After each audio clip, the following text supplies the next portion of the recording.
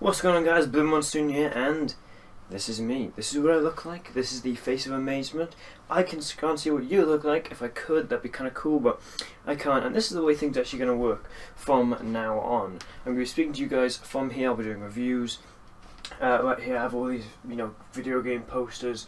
There's a couple of Skyrim ones, a couple of Elder Scrolls ones, Uncharted, a huge fan of that series, Call of Duty, Battlefield, Call of Duty, bunch of others. They'll probably change throughout the year. They might change hugely at some point. I've got sort of football stuff here in a way, another Uncharted poster there. But this is the way stuff's going to work. I'm going to be here. I'm going to be displaying logos or pictures or videos right here on this big open wall right over George Romero's face. But that's the way stuff's going to work.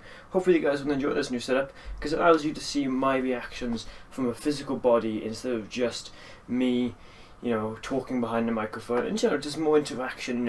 It's weirdly more comfortable talking to you guys through a camera than it is through a microphone. You can just display a hell of a lot more when speaking to someone instead of a piece of plastic with the word blue on it, because I heard a blue snowball microphone. So, without further ado, let's begin using this format. So the first thing I want to talk about from E3 was Fallout 4. This is one of the first things we heard about, and definitely the biggest, I think. I think Fallout 4 seriously stole E3 from everything else. Everyone was expecting it to turn up. Everyone was expecting a new Bethesda game, if not Elder Scrolls or Fallout.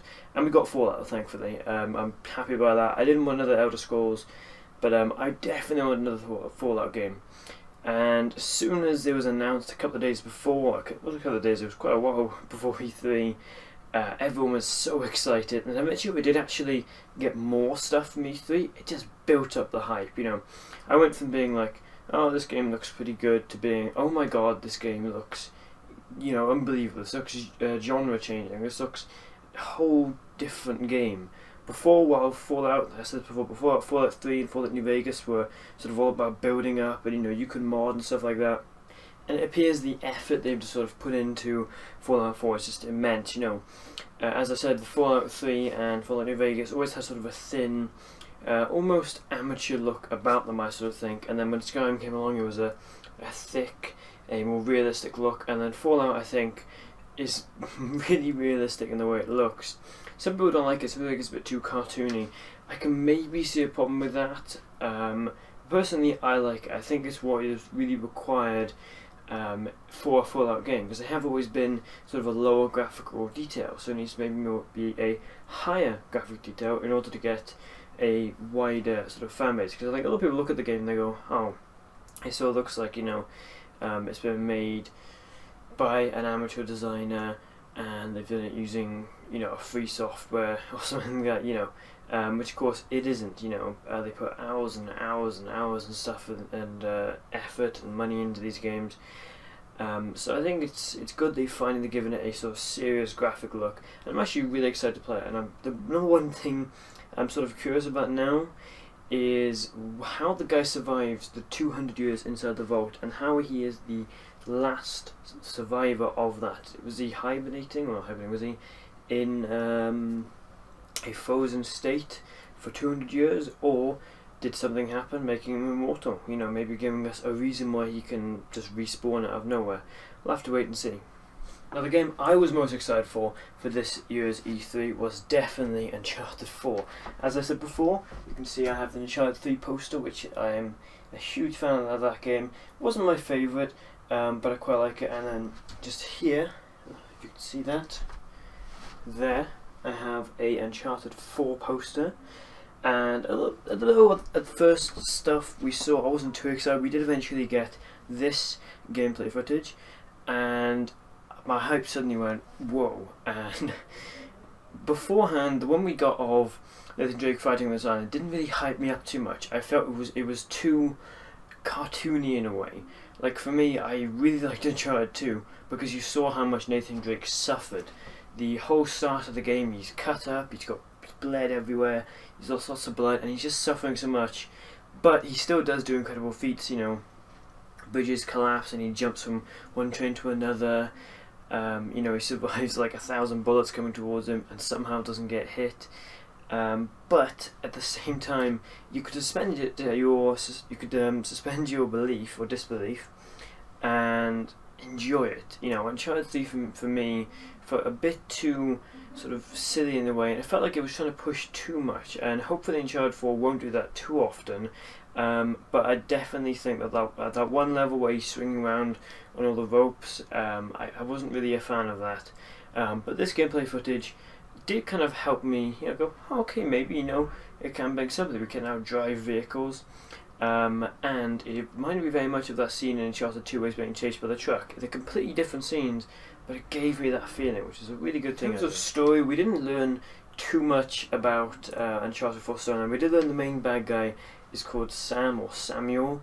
Already I knew the game was taking place in sort of Africa, Australia, Madagascar, that's the lower hemisphere of the world.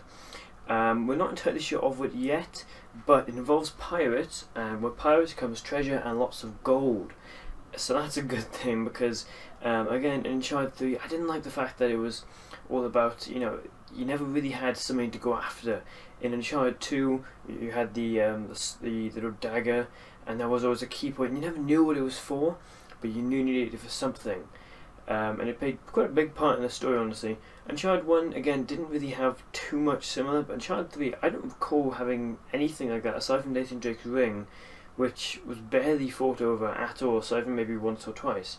So hopefully, in Uncharted 4, again, there was something that is a key drive, because it sort of felt like in Uncharted 3, they could have just gone, you know, randomly to this desert, searched around for a couple of days, found this place, and then gone there. To be honest, I haven't played the game in a couple of years because I don't like it too much.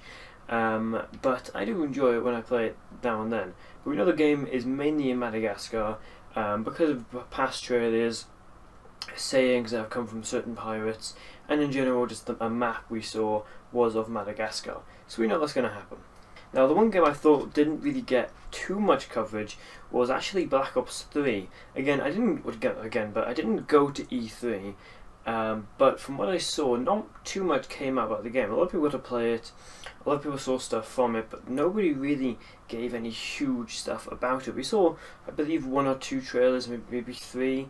There's definitely 4-player story mode. Multiplayer has made a bunch of changes, and the game still looks great. It is definitely a game I'm going to buy, and I can't wait for it at all. But we didn't actually get too much information upon it. The other game that we sort of I expected more of, but we didn't hear too much, was Battlefront 2. We did get some immense trailers, stuff that just went, you know, wow, that's incredible. And the game looks really good. The thing I'm most happy about is I have memories of Battlefield 2, about Battlefront 2, and the whole gunplay, remember, is I'd see someone go up, stop, shoot at them for a couple of minutes, they'd die or I'd die, and then I'd move on. Thankfully, with the fact that DICE are now making the game, they've actually added some decent gunplay. Even if the past Battlefield games haven't really taken advantage of that, this one appears to have done that. So those are 2 games I'm really excited for. And now the final one is the new Hitman game. You guys remember Hitman, Hitman Absolution, Blood Money, great games, but Hitman Absolution for me sort of suffered from a story, a sort of solid story. Also, what it was meant to be doing and what I thought it did really well, it didn't do too often. I really enjoyed the King of Chinatown level, and I played that level just over and over. I think I played it for 2 or so hours straight, just trying to find every single option. But aside from that, I didn't really feel the game gave me any options like that. The whole time it was get to this objective instead of get rid of this guy. And a lot of the time I felt I could cheat it as well. I didn't really like that too much.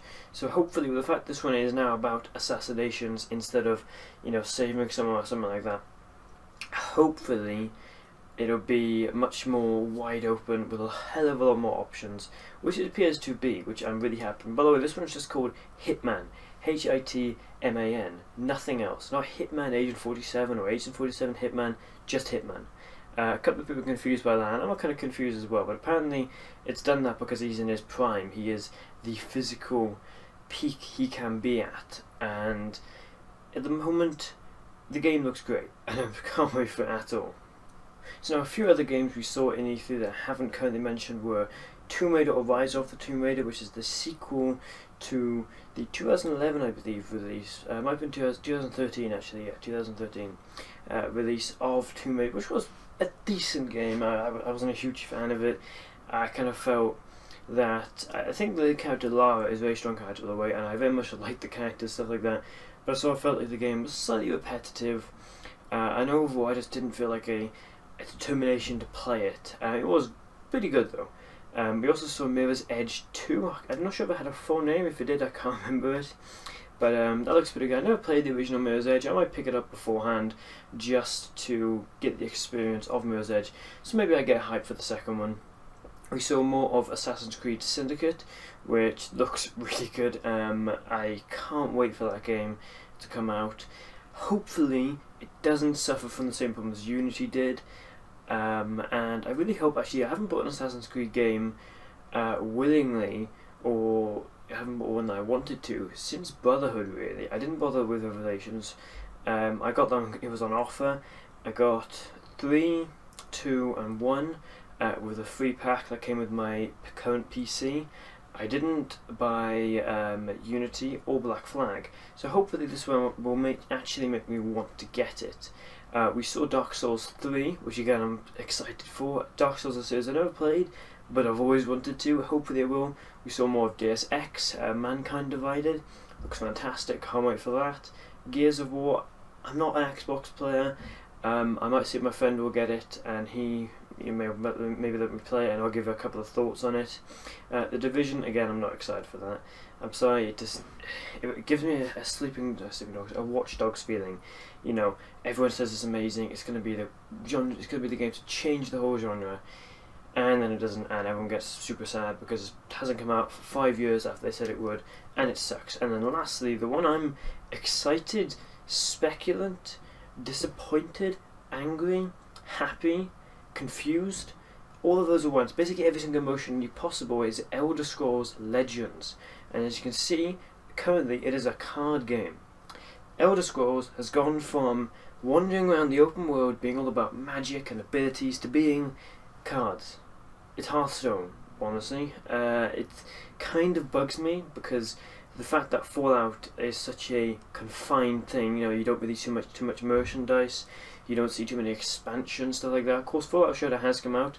I think that is a good addition. I can't yet get it because I'm an Android user. I'm sorry, I just like Androids. But hopefully it'll come out in a bit. They say apparently a few months, which is sort of, really, a few months? It's going to take that long?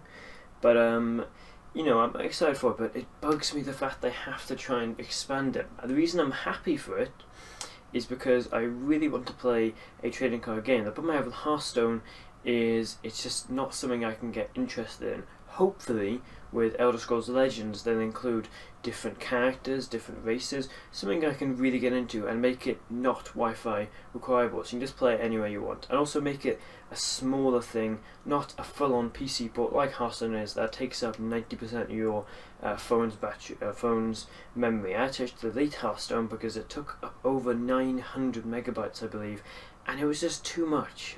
I had to get rid of it in the end. I don't know if that was a bug and it was just me getting unlucky, but it was just too much and I had to get rid of it. But there was a bunch of other stuff coming out for E3. I covered the main sort of topics. I didn't cover everything. If there's anything that I missed that I kind of bugged about, go and tell me in the comments. Also, if you like this new setup with everything we have here, go ahead and tell me that as well. But until then, guys, it's been Monsoon, and I'll see you next time. Blue Monsoon, out.